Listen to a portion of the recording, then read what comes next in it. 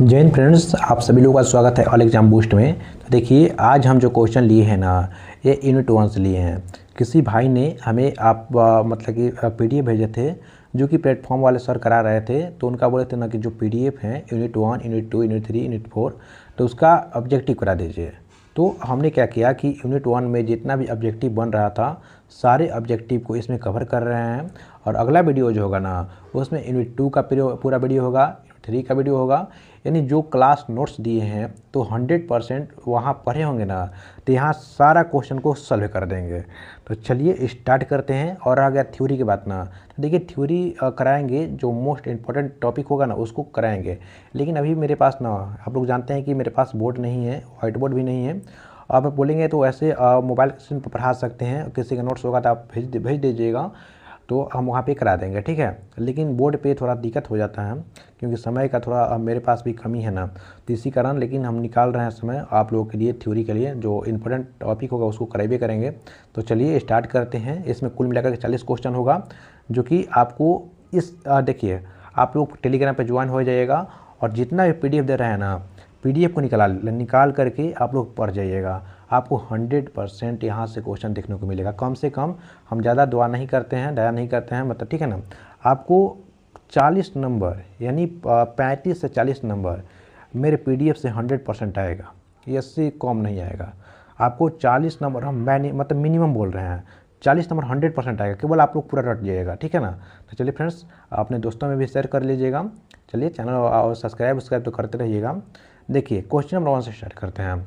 1 में क्या हो जाएगा, 1900 में ऊर्जा का जो सतत क्वांटीकरण E=Nhμ की परिकल्पना किसने दिया था। तो ध्यान रखिएगा कि आपका जो फोटोन होता है ना, आपका जो फोटोन पड़ेगा यहाँ पे, फोटोन आएगा तो क्या हो जाएगा, असतत रूप से आएगा। यानी वह कंटिन्यू नहीं आएगा, इनकंटिन्यूअस आएगा, ठीक है। उसको बोलते हैं असतत बोलते हैं। तो इसमें क्या होता है, कब दिया गया था, तो मैक्स प्लैंक दिए थे 1900 ईस्वी में दिए थे, ठीक है ना। ऑप्शन नंबर बी हो जाएगा। देखिए मैक्स प्लैंक ने 1900 में जो ब्लैक बॉडी रेडिएशन यानी जो कृष्णिका विकिरण की व्याख्या करने हेतु ऊर्जा क्वांटीकरण का विचार दिया था। क्वेश्चन नंबर 2 देखते हैं। 2 में क्या कहता है कि फोटोन का अवधारणा किस वैज्ञानिक द्वारा और किस वर्ष दिया गया था। तो फोटोन का जो अवधारणा दिया गया था ना, 1905 में दिया गया था, अल्बर्ट आइंस्टीन द्वारा दिया गया था। देखिए तो यहाँ पे और देख लेते हैं थोड़ा सा। देखिए यहाँ बात करते हैं, अल्बर्ट आइंस्टीन 1905 में प्रकाश विद्युत प्रभाव समझाने के लिए प्रकाश के क्वांटा यानी फोटोन का सिद्धांत प्रस्तुत किए थे। 3 नंबर देखिए, 3 में क्या हो जाएगा, जो पदार्थ की द्वय प्रवृत्ति। कल ही बताए थे आपको, थ्योरी में बताए थे कि जो पदार्थ होता है वह 2 टाइप का होता है। वह तो उसका नेचर पार्टिकल हो सकता है यानी कण हो सकता है, या वेव हो सकता है यानी आपका उसका नेचर कैसा हो सकता है, तरंग का नेचर का भी हो सकता है, ठीक है। तो यहाँ पे दे रखा है कि पदार्थ द्वय प्रवृत्ति यानी पदार्थ तरंग परिकल्पना जो था डी ब्रॉगली द्वारा कब दिया गया था। डी ब्रॉगली जो दिए थे 1924 में, बी लगा के चलिएगा। देखिए 1924 में डी ब्रॉगली ने यह प्रस्तावित किया था कि गतिमान कणों का जो तरंग संबंध होता है, क्या होता है, देखिए इस चीज़ को ध्यान रखिएगा। डी ब्रॉगली बताया था कि तरंग संबंध में एक फार्मूला दिया था, λ=h/p हो गया। बोला था कि जो लेमडा अगर जब बढ़ेगा तो पी जो होगा आपका घटेगा, ठीक है। तो इसी को हम कहेंगे कि lambda inversely proportional to 1/p हो जाएगा। तो यहाँ बोलेगा कि बताइए कि डी ब्रॉगली में लेमडा और पी दोनों में क्या संबंध बताता है। तो ये जो होता है आप लोगों का इन्वर्सली प्रोपोर्शनल हो जाएगा। क्या हो जाएगा, इन्वर्सली, यानी इसको हिंदी में बोलेंगे व्याकरणोपाती बोलते हैं, ठीक है। तो ध्यान रखिएगा। एक क्वेश्चन अपने यहाँ पे 4 देखते हैं। 4 में बात करते हैं ना, बोल रहा है तरंग समीकरण वेव इक्वेशन का प्रतिपादन 1926 में किया गया था, कौन किए थे। तो ध्यान रखिएगा, ऑप्शन यहाँ पे बी लगा के चलिएगा। तो एडिन श्वार्डिंगर थे, ठीक है, ऑप्शन बी वो लगा लीजिएगा। 1926 में जो क्वांटम यांत्रिकी का मूल गतित समीकरण श्वार्डिंगर समीकरण प्रस्तुत किए थे। तो 5 नंबर बात करते हैं। 5 नंबर क्वेश्चन जो है ना, इसको देख लीजिएगा। यहाँ बोल रहा है कि अनिश्चितता का सिद्धांत यानी अनसर्टेनिटी प्रिंसिपल 1927 में प्रस्तुत किया गया था, कौन प्रस्तुत किए थे। ऑप्शन नंबर ए लगा लीजिएगा। तो हाइजेनबर्ग, कौन थे, हाइजेनबर्ग किए थे, ठीक है। 1927 में हाइजेनबर्ग ने स्थिति और संवेग की अनिश्चितता का सिद्धांत प्रस्तुत किए थे। 6 नंबर क्वेश्चन देखते हैं। 6 में क्या हो जाएगा, एक फोटोन का विराम दरम्यान रेस्ट मास कितना होता है। तो ध्यान रखिएगा, इसका मास जो होता है, रेस्ट होता है, ये जीरो हो जाएगा। क्या हो जाएगा, जीरो। लेकिन निर्वात में प्रकाश की चाल से चलने वाले जो फोटोन का विराम दरम्यान जो होता है हमेशा क्या हो जाएगा, शून्य हो जाएगा। जो भी फैक्ट चीज़ बता रहे हैं उसको ध्यान रखिएगा, 100% क्वेश्चन यहीं से पूछेगा। 7 नंबर देखते हैं, मतलब निर्वात में फोटोन की कुल जो विद्युत आवेश कितना होता है। निर्वात में कुल बात करते हैं ना, कितना होता है, तो इसको ध्यान रखिएगा, सी हो जाएगा, जीरो हो जाएगा। यानी फोटोन विद्युत के रूप में उदासीनीकरण और इसका जो आवेग होता है जीरो होता है। क्या होता है, इसका विद्युत आवेग जो होगा तो जीरो हो जाएगा। ठीक है, तो सॉरी आवेश होता है।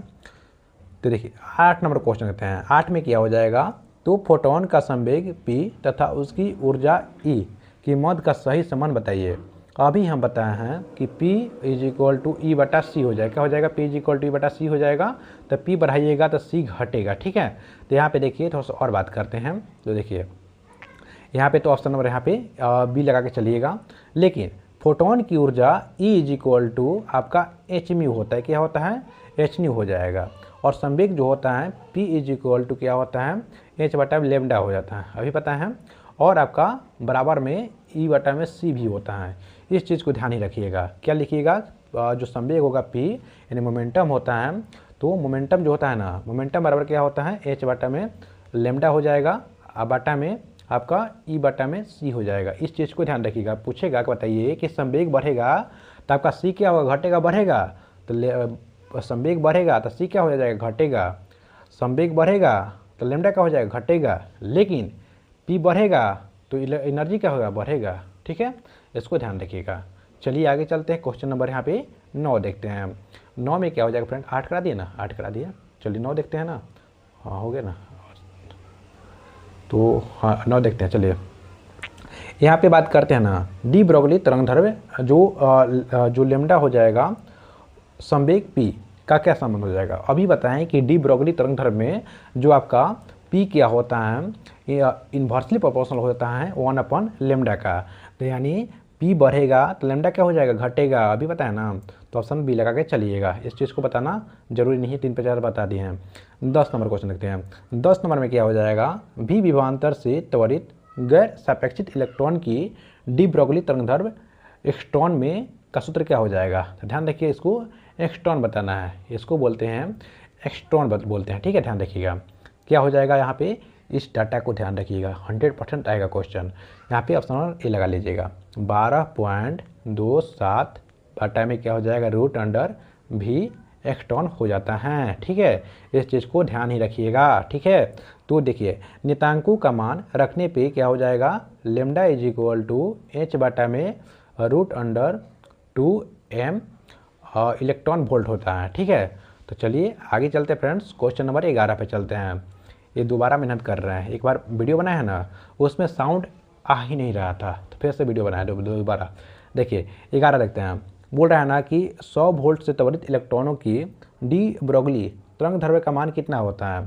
तो ध्यान रखिएगा, ऑप्शन यहाँ पे बी हो जाएगा, 1.227 एक्सट्रॉन हो जाएगा। कैसे यहाँ पे बनाना है, देखिए लैम्डा = आपका दे रखा है, लैम्डा कितना दे रखा है आपका, 12.27 यानी आपका तो होता है ना फॉर्मूला में √100 लगा लीजिएगा, निकालिएगा तो इतना आ जाएगा। ठीक है, तो ध्यान रखिएगा।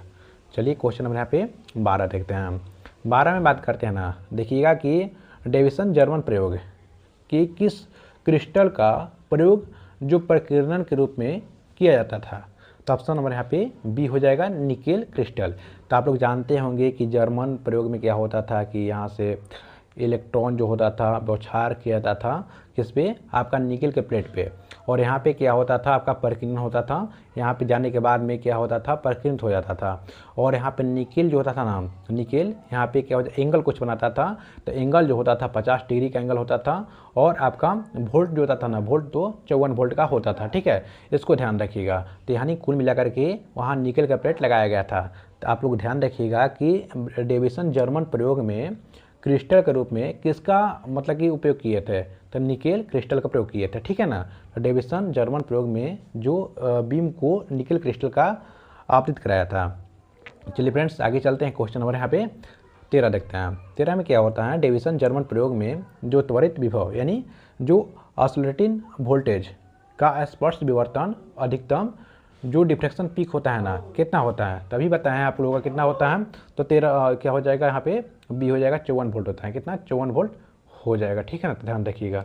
चलिए आगे चलिए क्वेश्चन नंबर 14 पे चलते हैं। इसमें क्या हो जाएगा, ब्रोक का विवर्तन नियम यानी ब्रोक्स लॉ ऑफ डिफ्रेक्शन के बारे में पूछ रहे हैं, उसका समीकरण के बारे में। तो ध्यान रखिएगा, ऑप्शन नंबर यहाँ पे ए लगा के चलिएगा, यानी n lambda is equal to 2d sine theta हो जाता है, ठीक है।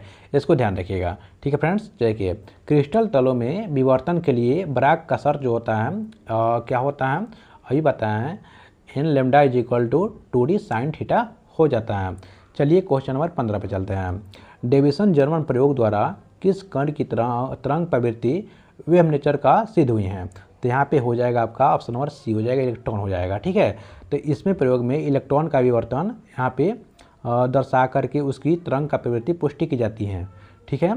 तो यहाँ पे एक काम कीजिएगा, अपने दोस्तों में शेयर कर दीजिएगा, क्योंकि मतलब कि ठीक है ना, हम तो शेयर करने के लिए बोलते नहीं है फ्रेंड्स, मत ही कीजिएगा, चुपचाप पढ़िएगा, नहीं तो सब कुछ जान जाएगा, सब कुछ रिजल्ट आ जाएगा। देखिए यहाँ पे बात करते हैं ना, क्वेश्चन नंबर 16 देखते हैं। 16 में क्या लिखा गया है आप लोग देखिए, यहाँ पे तरंग फलन आपका, इसको क्या बोलते हैं तरंग फलन को, यहाँ पे साई बोलते हैं। साई की जो प्रयोक्ता व्याख्या किस भौतिकवादी ने किया था। तो ध्यान रखिएगा, यहाँ पे ऑप्शन नंबर बी हो जाएगा, मैक्स बोर ने किए थे। तो यहाँ पे मैक्स बोर ने बताया था कि आपका साई स्क्वायर कर्ण से मिलने की प्रयोक्ता घनत्व प्रोबेबिलिटी डेंसिटी का निरूपित करता है, ठीक है। चलिए आगे चलते क्वेश्चन 17 देखते हैं। 17 नंबर क्वेश्चन देता है ना, इसमें देखिए यहाँ पे किसी आयाम dx के कण को पाए जाने की प्रयोक्ता dp का व्यंजक क्या होता है। तो ध्यान रखिएगा, यहाँ पे इसको ध्यान रखिएगा, ठीक है। इस इक्वेशन को याद रखिएगा, b होता है dp इज इक्वल टू यहाँ पे sine x T square dx होता है, ठीक है। इसको ध्यान रखिएगा।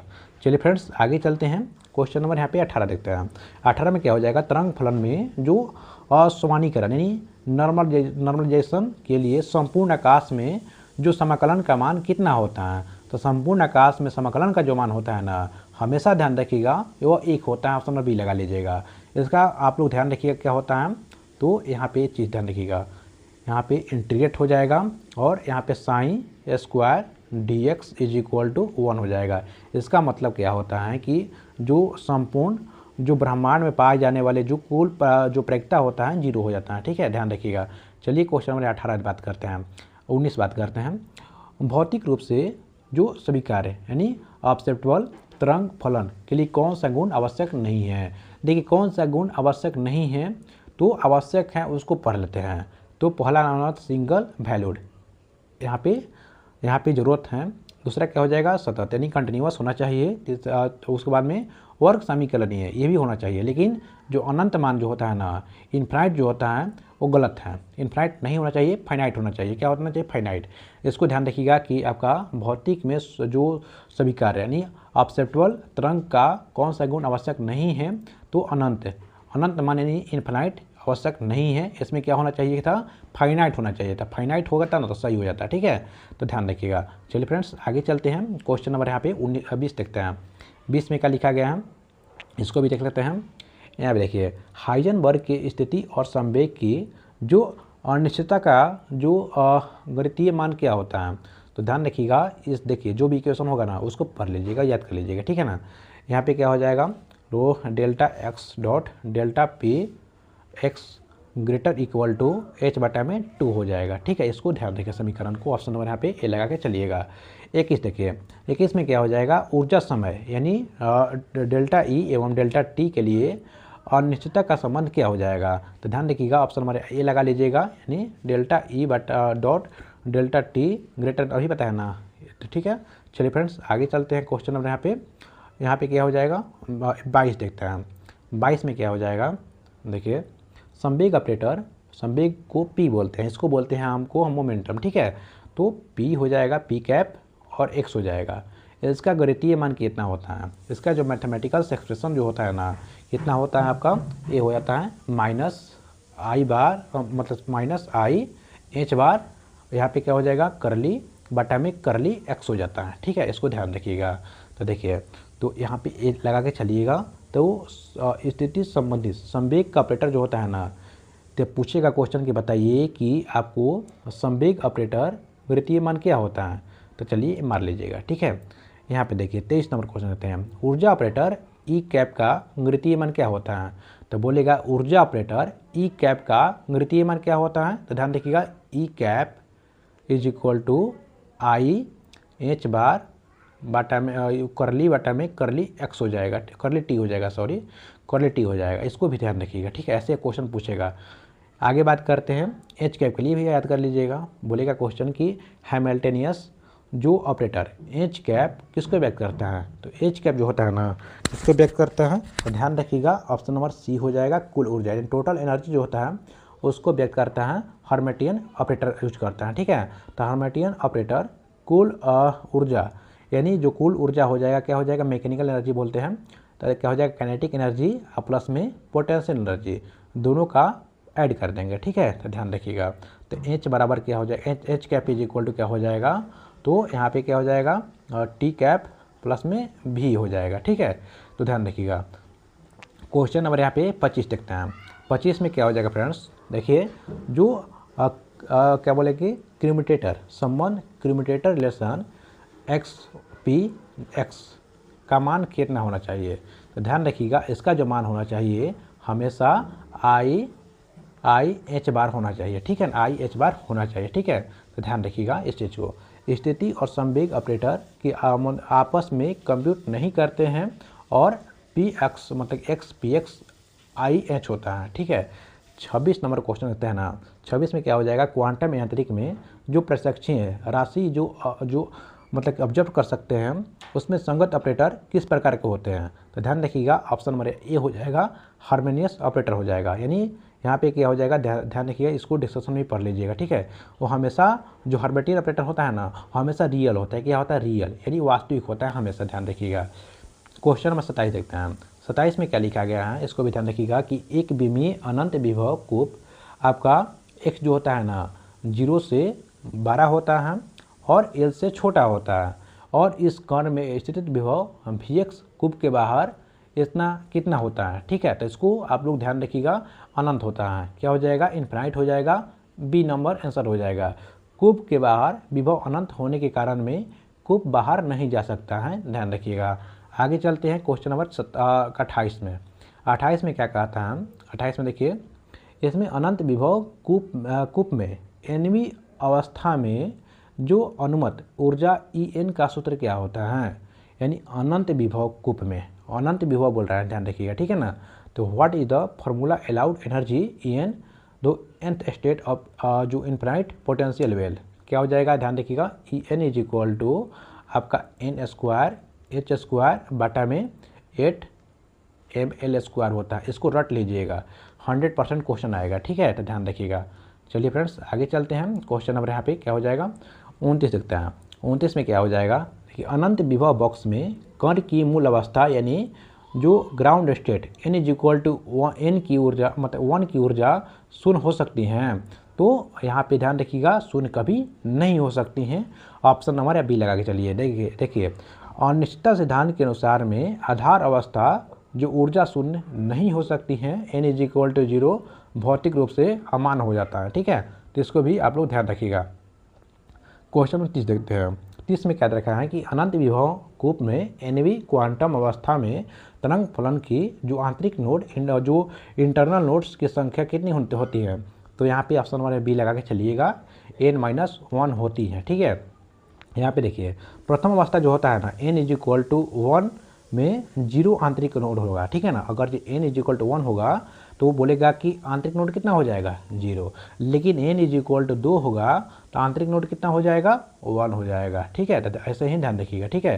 तो n-1 यहाँ पे क्या हो रहा है, तो n-1 ही होना हो रहा है। तो मान लीजिए कैसे बोल रहा है, देखिए आपको बताते हैं। n इज इक्वल टू क्या हो जाएगा 2 हो रहा है, आंतरिक नोड कितना हो जाएगा यहाँ पे 1 हो जा रहा है। कैसे 1 हो रहा है, तो यानी n का मान 2 है ना, तो n- यहाँ पे 1 कर रहा है, ठीक है। तो n कितना हो रहा है आपका 2 n दे रखा है ना, और 2 - 1 इज इक्वल टू 1 आ रहा है। ऐसे ही n-1 हम यहाँ पे निकाल लेते हैं, ठीक है। चलिए आगे चलते हैं फ्रेंड्स। क्वेश्चन नंबर 31 देखते हैं।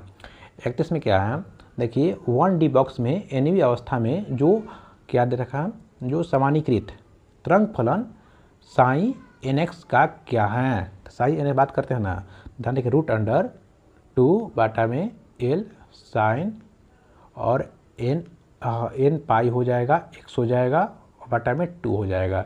इस फॉर्मूला का भी ध्यान रखिएगा, ठीक है। ये नंबर एसनल हो जाएगा।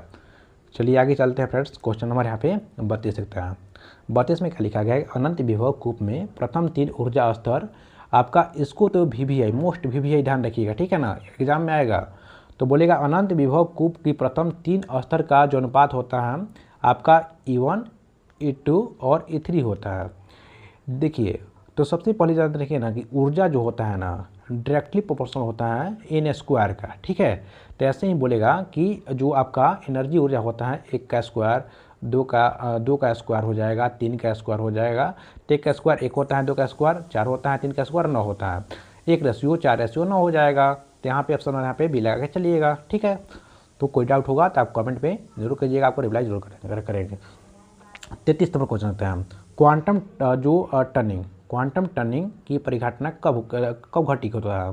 तो ध्यान देखिएगा कि ऑप्शन नंबर बी हो जाएगा, जब कण की ऊर्जा विभव अवरोध से कम हो जाता है, यानी ए लेस देन भी नॉट हो जाता है ना, तभी क्या आपको क्वांटम टर्निंग की परिघटना देखने को मिलती है, अन्यथा नहीं मिलेगी, ठीक है दोस्त। चलिए आगे चलते हैं, क्वेश्चन नंबर 34 देखते हैं। 34 में बात करते हैं ना, निम्नलिखित में से कौन सा क्वांटम टर्निंग के एक व्यवहारिक अनुप्रयोग है। तो ऑप्शन नंबर यहाँ पे डी लगा के चलिएगा, सभी हो जाएंगे। अल्फा 6 हो जाएंगे, यानी अल्फा डी के हो जाएगा, जो टनल डायोड हो जाएगा, उसके बाद में STM हो जाएगा। यानी ध्यान रखिएगा कि अल्फा टनल STM जो तारों का नाभिकीय संलयन, यानी सभी क्वांटम टर्निंग पे आधारित होता है। तो जो तारा का जो नाभिकीय संलयन होता है ना, तो ध्यान रखिए उसको क्या बोलते हैं, न्यूक्लियर फ्यूजन बोलते हैं, ठीक है। सारा चीज़ उसी पर आता है। चलिए आगे चलते हैं, क्वेश्चन नंबर यहाँ पे 35 देखते हैं। 35 में क्या होता है कि गैर सापेक्षित मुक्त कण के लिए जो समूह वेग यानी ग्रुप वेलोसिटी Vg और जो कण के वेग v का संबंध क्या होता है। तो ध्यान रखिएगा ऑप्शन यहाँ पे बी हो जाएगा, Vg = v होता है, इसको ध्यान रखिएगा। तो यहाँ पे चर्चा कर लेते हैं। दो तरंग पैकेट के समूह में जो वेग होता है Vg = क्या होता है, तो Vg = जानते हैं क्या होता है, dw में dk हो जाता है। इसको बराबर करेंगे तो ध्यान रखिएगा कि h बार k हो जाएगा बटा में m हो जाएगा, ठीक है ना। फिर बाद में निकल कर आता है p बटा में m हो जाएगा, = v होता है। इसको आप लोग ध्यान रखिएगा, ठीक है, इस चीज़ को आप लोग ध्यान रखिएगा। चलिए क्वेश्चन और यहाँ पे 36 देखते हैं। 36 में क्या हो जाएगा, काला वेग यानी जो फेस वेलोसिटी Vp का सूत्र क्या होता है। तो ध्यान देखिएगा ऑप्शन नंबर ए हो जाएगा, Vp = क्या होता है, Vp = ओमेगा बटा में k हो जाएगा। तो इसको भी ध्यान रखिएगा, जो भी सूत्र बता रहा है ना एग्जाम में आएगा, इसको मतलब याद कर लीजिएगा। 37 देखते हैं।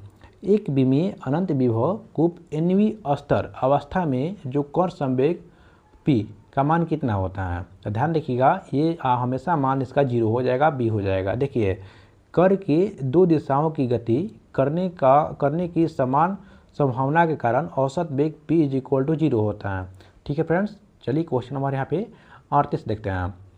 इसमें क्या लिखा गया है 38 में, देखिए एक विमीय अनंत विभव कूप x मतलब कि 0 से बड़ा होगा, L से छोटा होगा। इस कण की औसत स्थिति x का मान कितना होता है।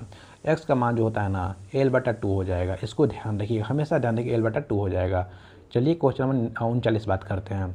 39 में क्या लिखा गया है कि समय स्वतंत्र श्रोडिंगर समीकरण यानी टाइम इंडिपेंडेंस जो आपका श्रोडिंगर इक्वेशन है ना, इसका सही रूप क्या हो जाएगा, इसका सही रूप हो जाएगा h कैप साई हो जाएगा बराबर में ई साई हो जाता है, ठीक है। इसको ध्यान रखिएगा, आपका आंसर नंबर आप ए हो जाएगा। चलिए तो समय स्वतंत्र श्रोडिंगर समीकरण जो हैमिल्टनियस ऑपरेटर का आइगन समीकरण क्या होता है, तो h कैप साई = ई साई हो जाएगा। चलिए आगे चलते हैं, क्वेश्चन नंबर यहाँ पे लास्ट 40 देखते हैं। 40 में क्या हो जाएगा, तो शास्त्रीय यांत्रिकी और क्वांटम यांत्रिकी का मुख्य अंतर क्या होता है। तो दो चीज़ ध्यान रखिएगा, एक होता है आपका क्या होता है, ध्यान रखिएगा आपका क्लासिकल मैकेनिक्स होता है, एक होता है क्वांटम मैकेनिक्स होता है।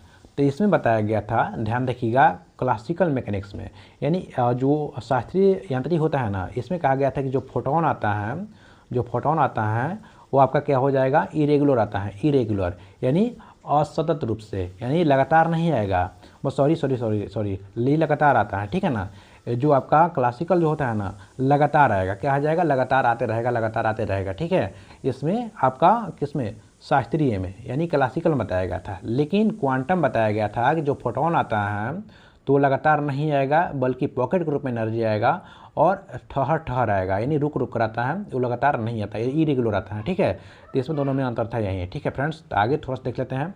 ये शास्त्रीय स्थूल और क्वांटम सूक्ष्म तंत्रों के लिए था, इसको ध्यान रखिएगा। बोलेगा कि जो शास्त्रीय क्वांटम था ना, ये आपका स्थूल के लिए था, लेकिन जो क्वांटम था सूक्ष्म के लिए था, ठीक है ना। उसके बाद बी क्या हो जाएगा, शास्त्रीय निश्चित पथ, यानी शास्त्रीय जो था ना उसका पथ जो था, रास्ता जो था निश्चित था, लेकिन क्वांटम का प्रायिकता था, यानी प्रोबेबिलिटी पर आधारित था। तीसरा क्या हो जाएगा, क्वांटम तंत्र बाधित, ऊर्जा असतत हो जाता था, यानी बताया ना अभिनय, क्वांटम का क्या हो जाएगा, जो ऊर्जा था रोक कर आ रहा था, ठीक है ना, इरेगुलर। लेकिन जो शास्त्रीय में ऊर्जा था लगातार आ रहा था, रेगुलर, ठीक है। तो इस चीज़ को ध्यान रखिएगा। चलिए फ्रेंड्स, आज का क्वेश्चन 40 हो ही गया है। ऐसा ही यूनिट 1, 2, 3, 4, 5 जितना भी होगा ना, 1000 लगभग हम सोचे हैं ना, जितना हो सकता है उतना ऑब्जेक्टिव होगा। लगातार अब 100 ऑब्जेक्टिव चलेगा, ध्यान रखिएगा। टारगेट है अब जितना भी ऑब्जेक्टिव हो जाए, ठीक है ना, एग्ज़ाम तक। अभी एग्ज़ाम डेट तो दिया नहीं है, जब देगा ना देखा जाएगा। चलिए फ्रेंड्स, चैनल पर नए होंगे सब्सक्राइब तो कर ही दीजिएगा, ठीक है। चलिए मिलते हैं नेक्स्ट वीडियो में, तब तक के लिए आप सभी लोगों का दिल से